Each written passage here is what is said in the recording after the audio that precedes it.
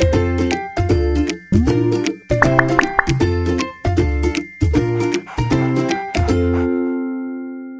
welcome. I'm Kim. And I'm Corey. Welcome back. So, I was just thinking the other day of how much of an annoying child that I was growing up. I was constantly asking my parents why. You know, they would tell me to do something, or we'd be doing something, and I'm like, well, why? Why are we doing it like this? You know, and it wasn't. I don't think I was defiant. I was just questioning. Well, isn't there a better way, or can't we do this differently? But a lot of times they just didn't answer the question. They would just say, that's just the way it's done. That's just the way it's always been done, right? Yeah.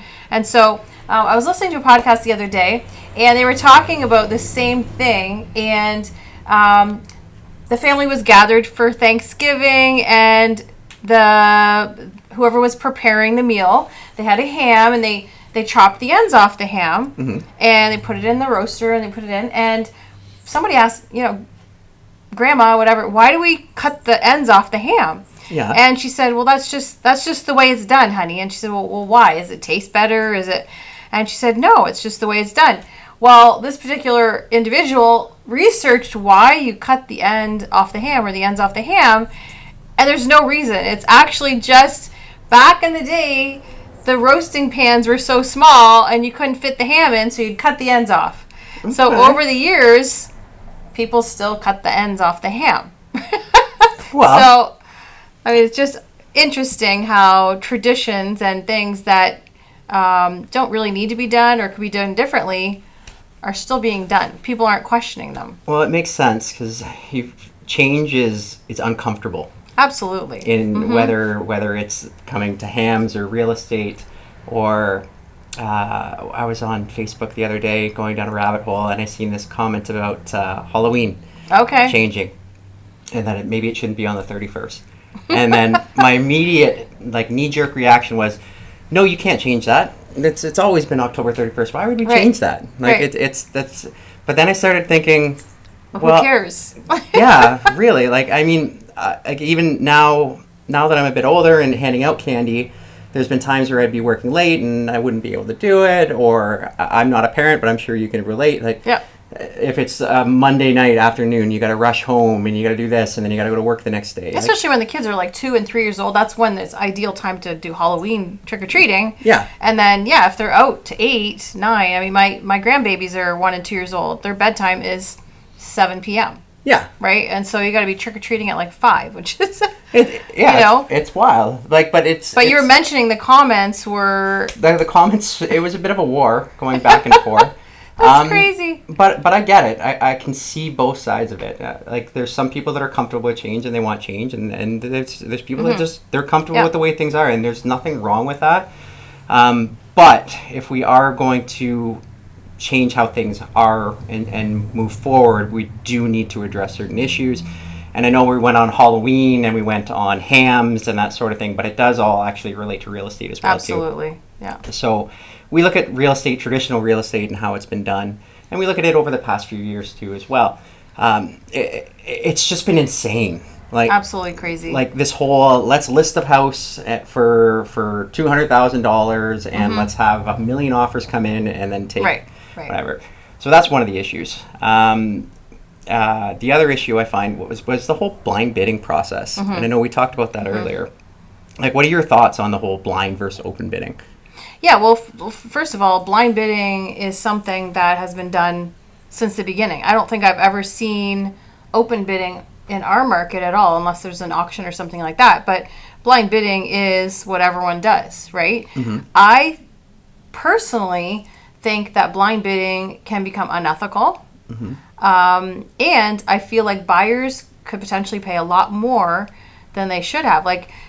During this insanity for the last few years, I had quite a few listings where I would see 8, 10 offers, and the difference between 9 and 10, the top 2, were $50,000, $60,000.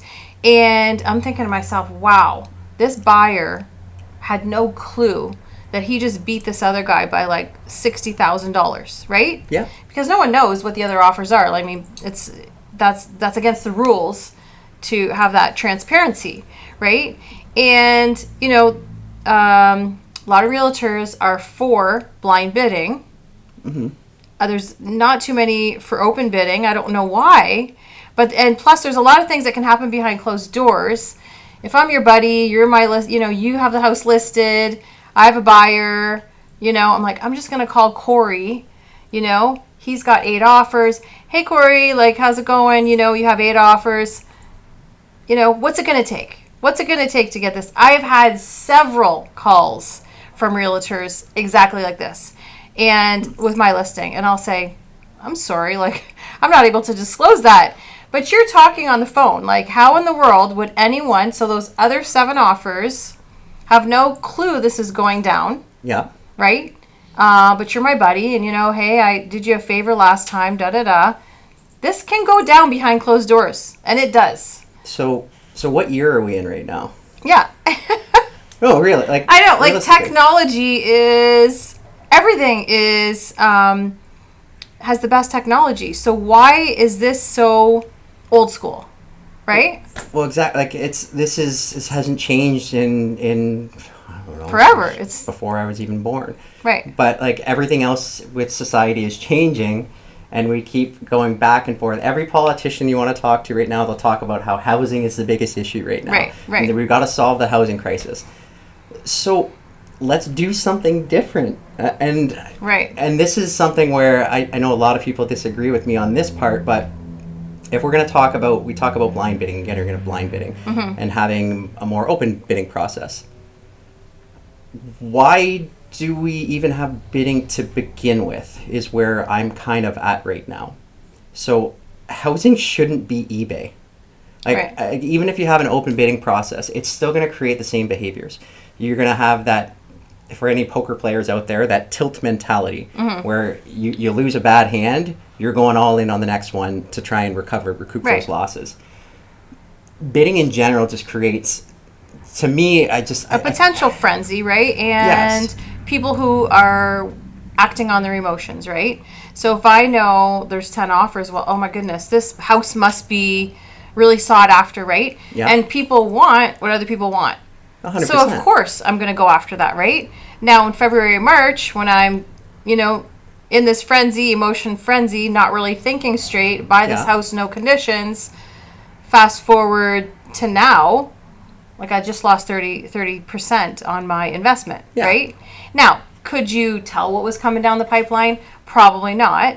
But I would say a lot of people, because they had just been bidding and losing, they were just saying, I'm fed up, we need a house, right? Yeah. And just doing things foolishly. So, and when I look at this topic, I try and see it from the other side of it too as well. So, as a seller, I do want to make as much money as I possibly can off of that house. 100%. Of course, yeah. So that's great. You know what? I bought this house for $200,000 10 years ago, and and I just made $500,000 on it.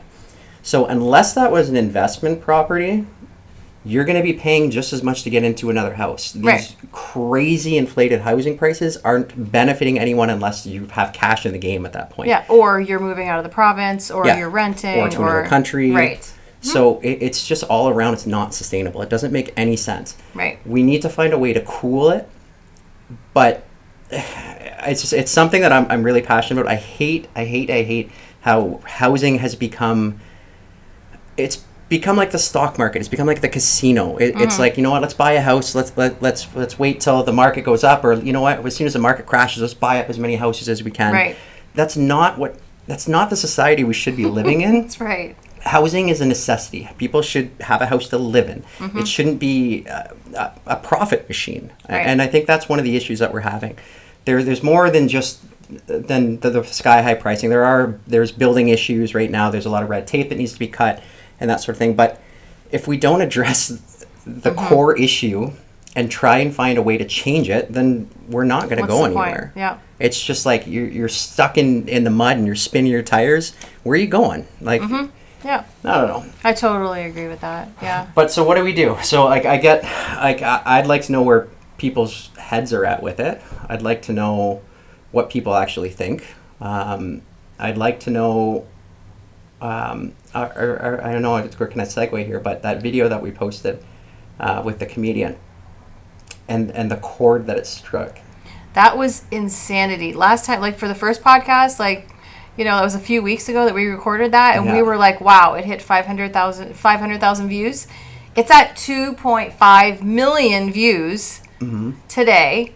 And there are so many comments, like thousands of comments, and they are just going back and forth. You know, like, I own a home. Well, you didn't do this. Like, people are wound up about this because it is a worldwide topic, and it is a worldwide issue. Home ownership, right? And so, but I think it stems back a lot to this is the way it's always been done, and there's, you know, people aren't putting their foot down and making sure change happens. Yeah. And I noticed with the comments on the video, there was so much battle, so much back and forth, and it's, no, I did it this way, so you need to do it that way, and if you stop drinking Starbucks, you'll be able to buy a house, and young people spend too much money, and I think we've talked about this before. Like, I was one of the lucky ones that was able to get a house before the market blew up. Yeah. So I worked. I had a goal. Like, I went to work knowing, like, you know what, I'm going to save money so I can buy a house. Yeah. My little sister doesn't have that opportunity. Right. She can work 40 hours a week and just bust her tail off, and she's still not going to have enough money for a down payment. She's still not going to have enough money to pay for a mortgage. Yeah. It's just a vicious cycle that we need to find a way to break it. So when we look at these comments and the back and forth, and it's just like I said before, you stop drinking Starbucks and you do that. I think we need to be a little bit more empathetic to both sides. As a later stage millennial, I do look at the younger generation, and I do think they got dealt a bad hand. Like me and my older brother, we were kind of tail end. We got lucky, but the next ones, it's what motivates you when you don't have something to really achieve, look forward to. Yeah. So what do you do? Yeah. Like what? Like, and I think housing is core. It's fundamental. Yeah. To motivation. Yeah. Exactly. Like security. Right. I don't know. It's just something that we're gonna talk definitely more about this. This is obviously one of the key themes of our podcast is the housing issue, especially in Windsor-Essex County, because that's our home. But it's all over Canada. I mean, we can't deny that this is a major issue everywhere. Not even Canada. Right. Look at globally, all over the world. Right now. Yeah. So, but it comes back to being willing to change, right? And that's kind of the theme of what our podcast was today. But are you willing to change? And it first comes awareness. Like, are you aware of these things that are happening? And if you are you willing to change? Or are we just going to keep on going how we've always been going, and that's just the way it's been done, right? It's just something to think about. Yeah. So I think we're going to wrap this up. But it was awesome talking to you guys today. Did you have anything to say, Corey? No. That's I think I've ranted enough for one day. That's all right. Well, we'll see you next time. See ya. Bye.